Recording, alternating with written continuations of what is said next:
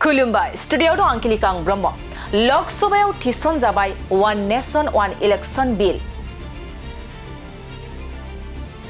बेरेखा दोलोनि अजदनि गेजेराव थांनाय सान एबा 17 डिसेम्बराव लकसभायाव थिसनजाबाय वन नेशन आरो वन इलेक्शन बिला नंगौ थांनाय सानाव मिरु आइन मन्त्री अर्जुन राम मेघवाला गाहाय सदनाव संबिजिरजों सोमोन्दो गोनां मोननै बिलफोरखौ थिसनदोंमोन थारैनो वन नेशन वन इलेक्शन बिलखौ बारहोनायाव सरकारनि सा 269 एमपिफ्रा बिलनि फारसे भट होदोंमोन आरो सा 198 एमपिफ्रा बे बिलनि बेरेखा भट होदोंमोन नाथाय बेरेखा एमपिफोरनिफ्राय मदद होगिरि एमपिफोरनि बांसिन भट मोननानै बे बिलखौ थिसननाय जायो नंगौ थांनाय सान एबा 17 डिसेम्बराव वन नेशन आरो वन इलेक्शनजों सोमोन्दो थानाय मोननै बिलफोरखौ थिसननाय जादोंमोन बेनि गेजेराव संबिजिर 129 सोदांनाय बिल आरो इउनियन टेरिटरि आइन सोदांनाय बिल आरो बे बिलखौ बारहोनायाव थांखि लानो भटनि राहा खालामो मासिगिरिया लोगोसे गिबियाव इलेक्ट्रनिक भटिं खान्थिनि गेजेरजों बिलखौ लाबोनो